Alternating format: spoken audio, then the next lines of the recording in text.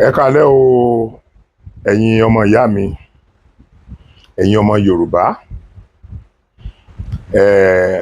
ní gbogbo ibikíbi tí ẹ bá ti ń wò mí ní gbogbo orígun mẹ́rẹ̀ẹ̀rin àgbáyé.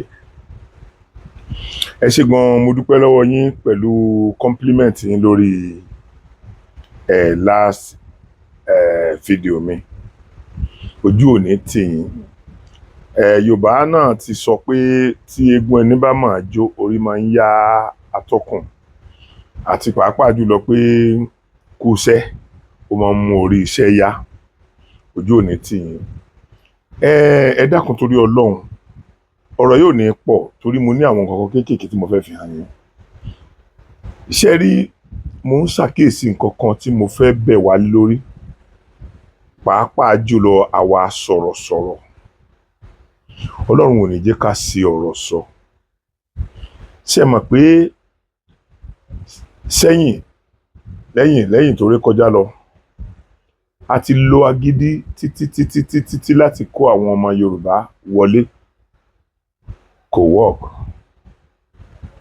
Kò work nítorí tí kálukú wọn sọ náà ni pé àgùntàn jẹ lábẹ́ Gẹ̀ẹ́sì.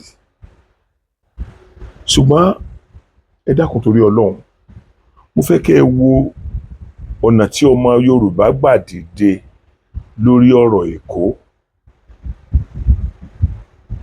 Tọmọ Yorùbá bá wá lè dìde lórí ọ̀rọ̀ Èkó bẹ́yẹn, tó dẹ̀ jẹ́ wípé àwọn ọmọ Yorùbá yìí náà ni wọ́n dìbò yẹn against wa, tí wọ́n dìbò fún opponent wa against wa, tìbò president tó fi rí bó ṣe rí yẹn, tó dẹ̀ jẹ́ pé the same ọmọ Yorùbá yìí náà ló wá padà dì tá a fi over 400,000 la ẹni tó là wá láàrin ọ̀sẹ̀ mẹ́ta síra wọn.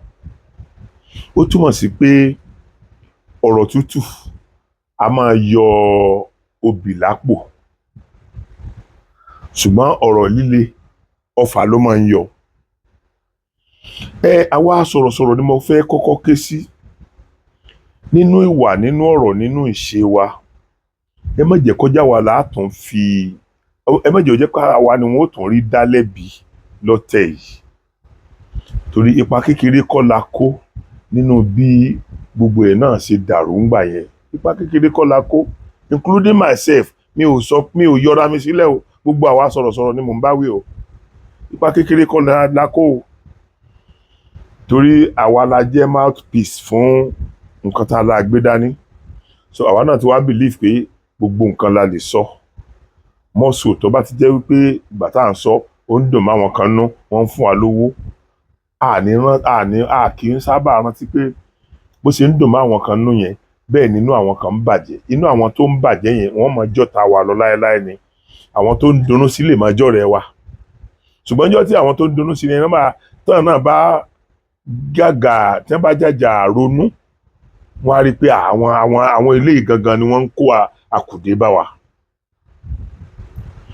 Ṣé rí àwọn táìtù tí a bá máa fún àwọn fídíòs wa tàbí ọ̀rọ̀ tá a bá máa sọ nínú ẹ̀, ẹ jọ̀ọ́ àní sórí burúkú, ẹ jọ̀ọ́ àwa sọ̀rọ̀sọ̀rọ̀, ẹ jẹ́ ká mọ bá a ṣe máa sọ báyìí. Ẹnìkan là á kó àìsàn fún. Lóòótọ́ àwọn èèyàn tó ń bú wa náà bá a ṣe ń sọ̀rọ̀, ṣùgbọ́n ó yẹ káwa náà ti mọ̀ pé a lè fẹ́ yẹn kù báyìí. Torí ọmọ ọkọ wà nínú ọmọ àlè, ọmọ àlè wà nínú ọmọ ọkọ. Yorùbá dẹ̀ sọ pé bí inú ilé kan bá ń tòrò ọmọ àlè ibẹ̀ ni etí dàgbà. Ó yẹ káwa mọ̀ pé àwọn ọmọ àlè tilé wa ti dàgbà. Nítorí pé ṣe rí ọ̀rọ̀ tí gbogbo Yorùbá kóra wọn jọ pọ̀ fún yẹn náà, a tún ń ráwọn Yorùbá kọ̀ọ̀kan náà tán tó ń dá wa lẹ́bi, tán tó ń sọ̀rọ̀ sí wa. Ṣé ẹ mọ̀ pé tó bá ṣe pé a ti wà lórí ẹ̀bi, èèyàn náà máa ń rò gbà mí pé ọ̀rọ̀ tí mò ń jalè lórí ẹ̀bi ni o. Ṣùgbọ́n àjà lórí ẹ̀bi rárá. A dẹ̀ torí ọ̀pọ̀lọpọ̀ àwọn Yorùbá míì náà tán tó ń sọ̀rọ̀ sí wa, tán tó ń bú wa. Gbogbo fídíò yìí tá à ń ṣe yìí náà, a tún ráwọn èèyàn tó ń sọ̀sọkúsọ tó ń bú wa. Olóṣèlú ni oníkìní kan ní, gbogbo yẹn ò lè dán wa. Tí irú àwọn èèyàn gidi tó ń bá wa sọ̀rọ̀ yìí, tán bá ti ń lè bá wa sọ̀rọ̀, ẹ jẹ́ á fi àwọn tí ò bá rẹ́ni bí, ẹ jẹ́ á fi tiwọn sílẹ̀. Ẹ jẹ́ á fi tiwọn sílẹ̀. Ọlọ́run á ràn wá lọ́wọ́. Ṣé ẹ rí àwọn táìtù ok nínú táìtù tàbí nínú ọ̀rọ̀ màá sọ táìtù tẹ́nìkan sọ màá dẹ̀ sọ̀rọ̀ tèmi náà sọ tí mo dẹ̀ mọ̀ pé méjèèjì ò dáa tó. Nígbà tí mi máa sọ̀rọ̀ níjọ́sí mo ní àfẹn tó bá jọ máa lé Yorùbá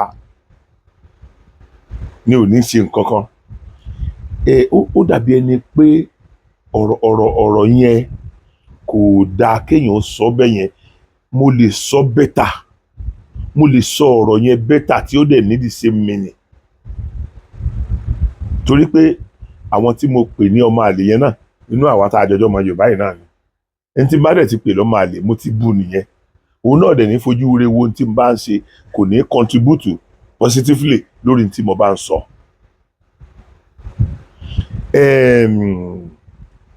Ìyá wa Wuyì náà àwọn náà táìtù fídíò wọn kan tí mo wò àgọ́ Yorùbá Nation ló máa kẹ́dí ẹgbẹ̀yìn. Irú àwọn it's too expensive náà. Àwọn nǹkan tí ó bá lè mú ìrẹ́pọ̀ yẹn wá ní ẹ jẹ́ á máa sọ. Ẹni tá a bá sọrú ẹ̀ fún á wò pé ok ẹni tẹ́ ẹ̀ sọ nípa gbòyìn ló máa kó wa ẹ jẹ́ á máa wà lẹ́nu ẹ̀. Àwa ti tọ́ níjà nìyẹn. Àti tọ́ níjà nìyẹn. Ṣé pé mo ti sọ tara mi náà kì í ṣe pé mo fi bú Yorùbá Wuyì mi ò fi bú yín but mo mọ̀ pé gbogbo wa yìí náà bá a ti láǹ bínú sí láwa tá à ń sọ̀rọ̀ tí ò da yẹn náà gbogbo wa la sì fẹ́ kí ọ̀rọ̀ Yorùbá Nation tàbí òmìnira ilẹ̀ Yorùbá tá à ń wá yìí gbogbo wa la sì fẹ́ kó bọ̀ sí. Gbogbo wa la fẹ́ kó bọ̀ sí. Ṣé bá a ti rí gbogbo ohun tó ń ṣẹlẹ̀ ń sìn ṣé bí ọ̀pọ̀lọpọ̀ àwọn Yorùbá náà tán bú wa ń gbà yẹn tí wọ́n fara mọ́ tá à ń sọ ibà wọn náà ti rí ohun tó ṣẹlẹ̀ ń sìn nígbà tí ọmọ Ìgbò lóun ó gbè kó lọ́ọ́ wa. Ṣé bọ́pọ̀lọpọ̀ wọn náà wọ́n ti ń fẹnu ara wọn sọ sìn wípé pé the best thing náà ni kí kálukú ó dá dúró. Wàláì mo fi Ọlọ́run lédùn àwọn tí mo respect ẹ̀ lẹ́nu ẹ̀ láyé wọ́n ti sọ jáde. So tán bá wa sọ jáde ó túmọ̀ sí wípé àwọn náà wọ́n ti ń bá wa rò bá wa ṣe ń rò nìyẹn. A lè ronú bákan náà nígbà kan but ìrònú wa ń gbà míì tá a bá rò lọ́nà ẹ̀tọ́ tá a lè gbé kalẹ̀ lọ́nà ẹ̀tọ́ ó lè máa change mind àwọn ẹlòmíì kí wọ́n fi máa ronú in the same line pẹ̀lú wa. Ẹ rí i pé nínú fídíò tí mo ṣe last yẹn mo ń praise àwọn Ìgbò kan torí kì í ṣe gbogbo ọmọ Ìgbò lólórí burúkú kì í ṣe gbogbo ọmọ Ìgbò lólórí burúkú àwọn tó fẹ́ yọ lórí burúkú ní wọn ló kàn yọ lórí burúkú. Èmi ò ní yé bú Ìgbò mi ò dẹ̀ ní yé bá wọn jà láwọn tó ń sí ò ṣe dáadáa nínú wọn gbogbo ìgbà tí n bá dẹ̀ ti ń bú wọn ni màá máa ṣàdúrà fáwọn tó bá ń ṣe dáadáa nítorí àwọn ọmọ Ìgbò kan wà tí wọ́n ń ṣe dáadáa tó jẹ́ pé tá a bá wá ń kó gbogbo Ìgbò papọ̀ tá a bá ń bú wọn tó bá yá àwọn náà á change mind wọn. Ẹ dákun Ìgbò lélẹ́yìí ẹ̀gbọ́n tó wí. You understand the reason why they added a Yoruba name to Chinedu in Lagos? They are a bunch of criminals. The Yoruba people should not take it lightly because this is the beginning. You must make it official. You must put a law, a legislation, a constitution in the Lagos state and across every state in Nigeria. Visitors are welcome. You can come and do your business. You can flourish. If you want to support the politics of the state, that is fine. But if you want to impose your own person from elsewhere, you cannot do that. By law, this must be put into law. This must be, because we don't want it to happen in 2027. We don't want in 2027 we begin to hear them saying Lagos is a no man's land. We must make sure this is official. It's a very big problem. It's a very big threat to our existence as indigenous people that owns our own land. Because of intermarriage, people can intermarry, people can speak language, you will not know. I'm telling you, you will not know. This is how they infiltrate. Because they have this interior motive, they want to take over people's land. And that is their mission. When you see them marry your sister, it's not just because they want to marry your sister. They have an ulterior motive. They have another intention. Are you getting me now? Now, I want you to listen to the Chinasa. His name is Chinasa. Debunking the lies that he's not a Yoruba man. But they have been sharing it across all their social media. Say, oh, if a Yoruba man can win election in Abia State, why can't another person win in Lagos? It's a lie. It's a big lie. Listening to Chinedu. Now, this is a report on TVC, of course, because the video have gone viral and people are talking about it. Now, listen. Now, a major challenge in the contest for state elections is a question of indigenes versus settlers, or indigenes and resident questions. Now, questions have been raised about some of the governorship and state assembly candidates across the federation, and that's from Lagos to Enugu and then to Abia State. A prominent one, which has gone viral online, is an Umuahia Central constituency candidate in Abia State, Anthony Chinasa, and he has debunked the Abiola name attached to him. He spoke with PVC News exclusively, saying it was a mischief of the election season. My name is something I enjoy. I'm not a Yoruba man, and I don't have any misbreed at all. I'm a typical Igbo man. I'm an Ibeku man. But my opponent think they want to strike me with the Yoruba name. And when it goes viral, I began to enjoy it. Because the reason why I'm enjoying it is this, is making way for my friend who is contesting governor in Lagos State. So it's writing a history for me. So for me, I don't need to start debunking it. But I'm a full-fledged Igbo man, a full-fledged Ibeku man. Mother, father, Igbo. I'm not a Yoruba man. Yoruba in my name is a guy name. Can you hear that? And he made reference to Chinedu in Lagos. That because the Yoruba name is making way for Chinedu in Lagos, he also did the same thing in Abia State. Understand, if you intermarry, there must be is a problem if it's not controlled. Because people can use the intermarriage issue into a big problem. This is something that if you want to maintain your ethnicity, your identity in your state, you have to make sure the federal government of Nigeria must settle this problem officially and legally. Are you getting me now? Because this is a problem that will continue in generations to come. Did you listen to the guy, Anthony Chinasa? He said that he enjoyed using the Abiola name, the Yoruba name. That is why when you see them call into this program, they lie. They use fake names. Most of the Igbo people are claiming to be from Edo. They are claiming to be from Edo. And that is why they are the Biafra people and the IPOP, they are almost taking over Edo State. And I don't know what the Edo people are doing. Maybe they think that is a joke. It will get to an extent that you cannot be able to reclaim your state back. That is what the IPO people, Biafra people are doing. They want to penetrate. Look at the problems that happened in Edo State. It was because of these Biafra people, IPO people living in Edo State. It was in those areas that is dominated by the Biafra IPOP people that took over Edo State. They have hidden agenda. Their agenda is to take over people's land. That is the agenda of IPOP Biafra terrorists. I listened to one of them. They are beginning to know the truth now that people don't want to associate with their Biafra. They are now beginning to say, oh, Ndi Igbo, Ndi Igbo. But when I speak to the real Igbo people, they say we are not interested in their whatever they are doing. Are you getting me now? But I leave it for the real Igbo people to tackle their brothers. Because it is because the real Igbo people are keeping quiet. That is why this terrorism of IPOP and Biafra is taking over everywhere. And you will not blame people that call into the show or talk about Igbo people. ẹ̀yin èèyàn mi ṣe rí ọmọ Yíbò lẹni tó ń sọ̀rọ̀ yẹn o ẹ wo ní ẹnujọ́ mẹ́ta yìí síbẹ̀ rí pé ẹnujọ́ mẹ́ta yìí ni wọ́n ń sọ fún wa wípé ọmọ Yorùbá kan ó dìde fún kinní kan àbọ̀jẹ́ kinní kan nílùú àwọn Yíbò irọ́ tí wọ́n ń pa fún wa wọ́n fẹ́ fi gba ẹ̀tọ́ tiwa lọ́wọ́ wa ọmọ Yorùbá ọ̀hún ọmọ tí wọ́n ń pè ní Yorùbá ọ̀hún òun lẹ́gbọ́ tó sọ̀rọ̀ nínú ọ̀rọ̀ tí bọ̀bọ́ yẹn sọ yẹn o ṣe é gbọ́ nǹkan tó wí ó ní àti ilé bàbá àti ilé ìyá Ìgbò lòun òun ò fìbí kankan bá Yorùbá tán ṣùgbọ́n òun rí wípé orúkọ Yorùbá tí wọ́n dá fún Gbádébò ó ràn án lọ́wọ́ nílò náà ṣe kíìkì against orúkọ Yorùbá tí wọ́n fi sẹ́yìn orúkọ ọ̀hún.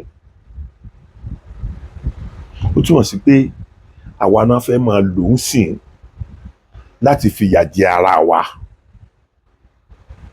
Yorùbá ni wọ́n fẹ́ máa lò láti fi ìyà jẹ Yorùbá.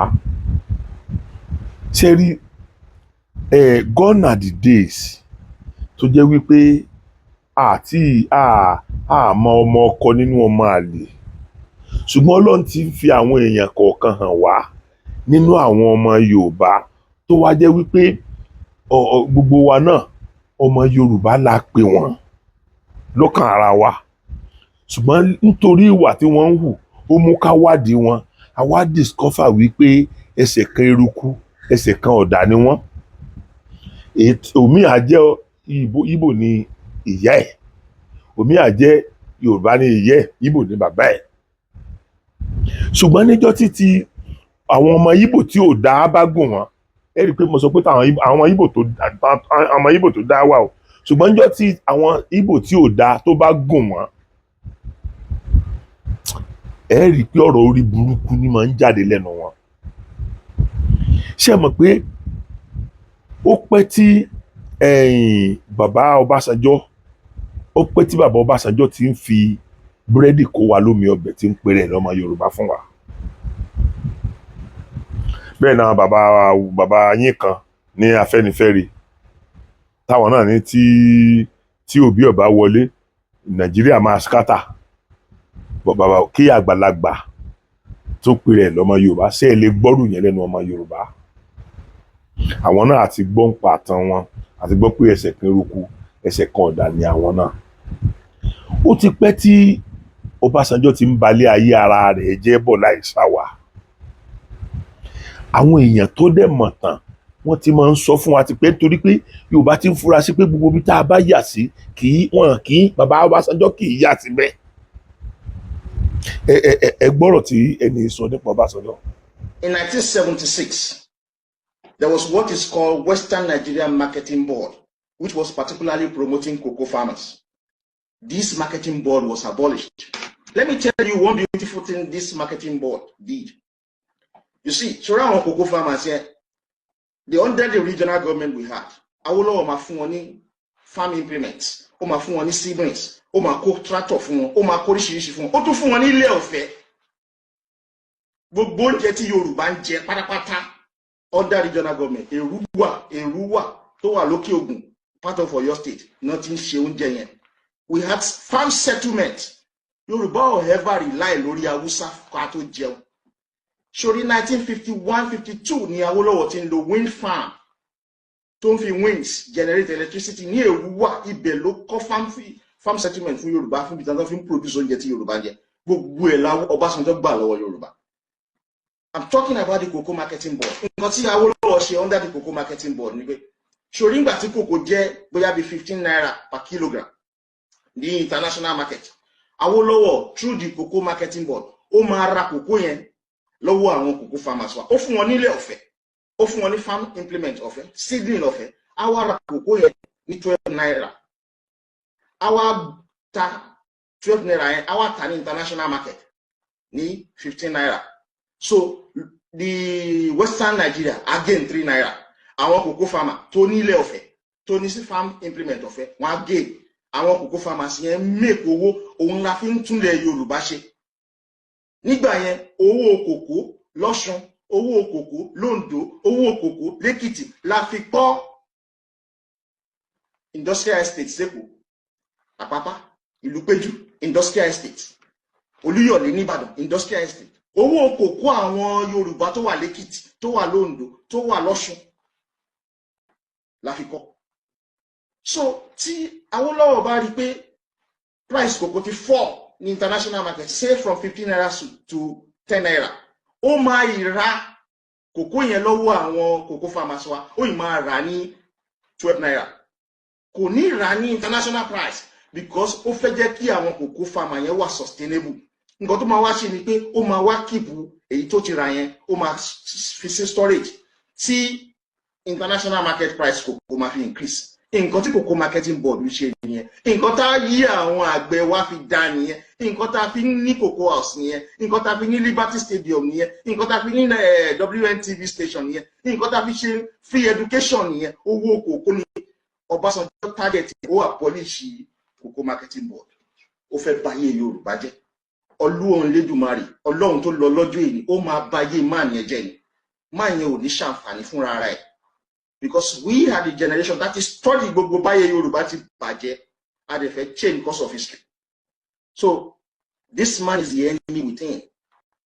I am going to tell you one thing. Tó bá jẹ́ pé Ọbásanjọ́ jẹ́ òyìnbó ni, tó bá jẹ́ pé white American ló wà, ló jẹ́, tó dẹ̀ ń gba America, tó dẹ̀ wà in position of power, tó dẹ̀ ń báyé white Americans jẹ́, àwọn white Americans á ti pa, wọn ò ní waste time. Tó bá jẹ́ pé Ọbásanjọ́ jẹ́ English ni, tó wà in position of power ní England, tó dẹ̀ ń ba yé àwọn English jẹ́, believe you me, àwọn English àti tipẹ́tipẹ́ kò ní survive. But nítorí pé àwọn Yorùbá yìí to go, our very very gullible ni máa ẹ ṣe survive dè ní. Tó bá jẹ́ pé òyìnbó ni kò ní survive pẹ̀lú gbogbo atrocity tó ṣe fún Yorùbá. So nǹkan tó ṣe fún wa lórí kókó marketing board nìyẹn, ó bàjẹ́. So wọn ibì kan wà tí wọ́n ní Ìbàdàn tó ń pè ní Lafian Canning Company lẹ́gbẹ̀ẹ́ hòtẹ́ẹ̀lì kan báyìí tó wà níbi àpáta gàngà yẹn.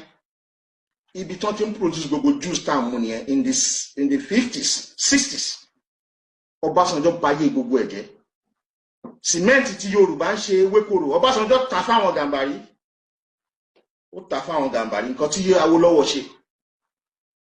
Wind farm tí wọ́n fi winds tó ti generate electricity la fi ń build the farm settlement wa ní Èrúwà bí mo ṣe sọ.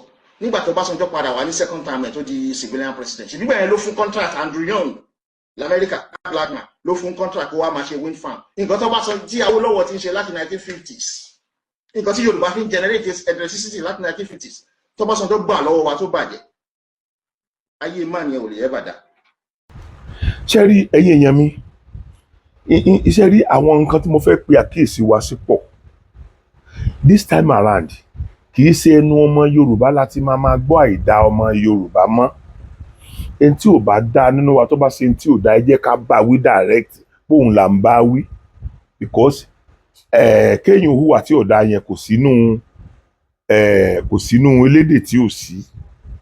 Anybody ikú àwa tá a pera wa ní sọ̀rọ̀sọ̀rọ̀ náà àwa náà lè sọ̀rọ̀ tí ò dá. Ṣebí ara ọ̀rọ̀ tí mo sọ sẹ́yìn ni mo ti blame ara mi yẹn pé kò yẹ kí n sọ pé àfọmàlè Yorùbá, nítorí pé mo mọ̀ pé nǹkan tí mo sọ yẹn tí mo sọ pé àfọmàlè Yorùbá lórí yẹn mo mọ̀ pé àwọn Yorùbá kan ṣe, so kò yẹ kí n sọ. Now ṣe rí ẹ jẹ́ kí àwa Yorùbá náà wá ẹ jẹ́ ká dúró tira wa báyìí. Gbogbo wa ọ̀rọ̀ tútù ni mo fẹ́ ká máa sọ sí etí Aṣíwájú Bọ́lá Ahmed Tinubu. Ẹ má jẹ́ ká tó dúró bí ọ̀tá ìjọba tó ṣẹ̀ṣẹ̀ dé ìmọ̀. N tó já wa kulẹ̀ lákọ̀ọ́kọ́ nìyẹn. Then àti ìmọ̀ iṣẹ́ tó lọ́ọ́ rán Aṣíwájú Bọ́lá Ahmed wá sí fún ìran ọmọ Yorùbá. Ẹ má jẹ́ ká kàn wọ́n lábùkù. Ẹ má tó jẹ́ ká sọ̀rọ̀ wọn láì dáa mọ́. Ẹ jẹ́ á gbà pé ibi tó wu Ọlọ́run ló gbé wọn dé yẹn. Àkúkú lágbára àti gbé wọn kúrò ńbẹ̀. Alágbára ti gbé wọn kó mbẹ. Tẹ́ ẹ bá rántí abẹ́ ti gbàgbé ni nígbà kan tí ìgbà ayé Jonathan ẹ mọye síìtì tí àwọn ọmọ Ìgbò tí wọ́n occupy ni. Ṣé ẹ mọye torí àwọn Fúlàní nìkan là ń pariwo. Mo sọ nínú ọ̀rọ̀ mi lánàá pé bàbá tí mo sọ fún Aṣíwájú Bọ́lá Ahmed Tinubu pé ọkọ ti tẹ àwa náà lọ́wọ́ báyìí károkò sọ́dọ̀ wa nígbà ayé Jonathan. Ẹ jẹ́ kí Ìgbò fúnra ara rẹ̀ fẹnu ara rẹ̀ sọ àwọn nǹkan kan tí ó ṣẹlẹ̀ sí wa táwa fi dàbí ẹrú nígbà ayé Jonathan. Ẹ wò. Biafra is not an issue. If I speak to Nnamdi Kanu for 1 hour, he will abandon Biafra. But he will turn his energy on those who looted the projects in Igbo land. And I know them. You know who were in power before Buhari gained power? Do I have to go one by one? The list is long. Let's go when somebody from the East was president. A Biafran was president. Did you forget? Jonathan was a Biafran. Bayelsa was within Biafra. Am I right? Is that debatable? Biafrans have ruled this country in name of Goodluck Ebele Jonathan. Does he deny that? So, when the Biafrans had power, what did Biafra do with the power, brother? Within the time the Biafrans had power, Okonjo-Iweala was Minister for Finance, de facto Prime Minister. Barton Naji was Minister for Power. Denzani Madeke was Minister for Petroleum. From there to neighbor, aviation belonged to, what's her name? Odua. Stella, is that Stella Odua? Ike Ekweremadu was Deputy Senate President. Ihedioha was Deputy Speaker. You want me to continue? Hope Uzodinma was Chairman on Aviation. The Chairman on Works was Ayogeze, Senate. The Chairman on Federal House was Obuefi Ozombachi, Federal House. Chairman of Works, Senate, Biafra. Chairman of Works, Federal House, Biafra. Are you there with me? The two deputies in the two houses who were in charge of constituency projects, Biafrans. Am I done? The person who was in charge in amending the constitution, Biafra. The person who was in charge in the federal house in amending the constitution, in Hedioha, Biafra. And he couldn't amend the constitution to create the additional state that you were complaining about. And he spent 10 billion naira in the process. Are you with me? So, if Nnamdi Kanu here sees this evidence and wants to continue. Mo rò pa ti rí báyìí. Mo rò pé gbogbo wa ti rí báyìí. So, nsìn kì í ṣe ká tó máa condemn ara wa ló tó kàn báyìí. Gbogbo ọmọ Yorùbá tí bàbá wa bá fẹ́ kó wọlé, ẹ jẹ́ wọ́n máa kó wọn wọlé, ẹ má condemn ẹnì kankan. Ṣùgbọ́n tá a bá wá kó wọn wọlé náà, ẹni tí ò bá ṣe dáadáa tàbí tí kò roko síbi táwa Yorùbá ń fẹ́, gbogbo wa náà ó padà fojú ara wa rí pé eléyìí ọ̀tá Yorùbá ni, kì í ṣọ̀rẹ́ Yorùbá. Torí gbogbo wa nílẹ̀ Yorùbá láti rí wípé ń sìn the only thing tó lè ran ọmọ Yorùbá lọ́wọ́ ní orílẹ̀-èdè yìí òun ni ká ní ìjọba àwa ara wa nílẹ̀ Yorùbá. Mo dẹ̀ ti bẹ̀ yín pé ẹ dákun torí Ọlọ́run. Mo tún fẹ́ tún sọ lẹ́lẹ́kejì. Ẹ jẹ́ ká fọkàn sí regional. Ẹ jẹ́ ká fight fún regional. Nǹkan tí mo believe pé ó easy fún wa láti rí nìyẹn. Tẹ́ bá rántí pé lẹ́nu ìgbà tá à ń jà tí ìjà ẹlẹ́yàmẹ̀yà ti dé yìí. Ṣé mọ̀ pé Ìgbò tí ń jà pa àwọn fẹ́ dá dúró tipẹ́. Àwa náà tí ń jà pa àwọn fẹ́ dá dúró tipẹ́. Ẹ mọ̀ pé ìgbà kan wà táwọn ọmọ àwọn youth Arewa náà pera àwọn ọjọ́ tẹ́ ní àwọn náà faramọ́ káwọn ó pín. So bí wọ́n bá wá parí ìjà yẹn sìn tí kò sí pé a fẹ́ pín mọ́, but kíkálukú dúró region rẹ̀. Gbogbo tó bá ń ṣẹlẹ̀ ní region tiwa káwọn ọmọ fi ṣe ọrọ̀ ajé tiwa. Gbogbo tó bá ń ṣẹlẹ̀ sí region tiwọn náà lọ́hùn ká máa fi sọ̀rọ̀ ajé wọn. Ìgbà yẹn la ṣẹ̀ṣẹ̀ máa wò pé ẹ lè dá ẹran wọnú oko wa nítorí pé èèyàn ò ní máa wá fẹ́ràn jẹ oko tiwa nítorí kí nǹkan ọ̀gbìn tiwọn ó lè bá a tà, despite the fact pé àwọn náà mọ̀ wípé Ọlọ́run ti fertilize ilẹ̀ tiwa, kò sí ní tá a gbé síbẹ̀ tí ò ní wù dáadáa. Tẹ́ bá dọ́jà sí, tẹ́ bá fẹ́ ra iṣu Àbújá ni the best iṣu right. Wọ́n ní iṣu Àbújá ní iṣu tiwa, iṣu kìnnì kan, iṣu àwọn ẹ̀rì kódókódó báyìí ní òwú. Nígbà jẹ́ pé àsìkò tó yẹ àgbẹ̀ kọ́ la máa gbìn àti ẹ̀ka kìnnì yẹn kó mọ́. Bóyá àgbẹ̀ àwọn màálù ti lọ gé já igi rẹ̀. Ṣé pé tí màálù bá ti lọ já igi iṣu tó yẹ kó rìn mọ́ òpó lọ sókè tó ti já igi ẹ̀ kò ní lè ta mọ́. Gbogbo problem táwa náà ni àwa náà wà ráyè mójútó ọ̀rọ̀ àgbẹ̀ láàrin ara wa.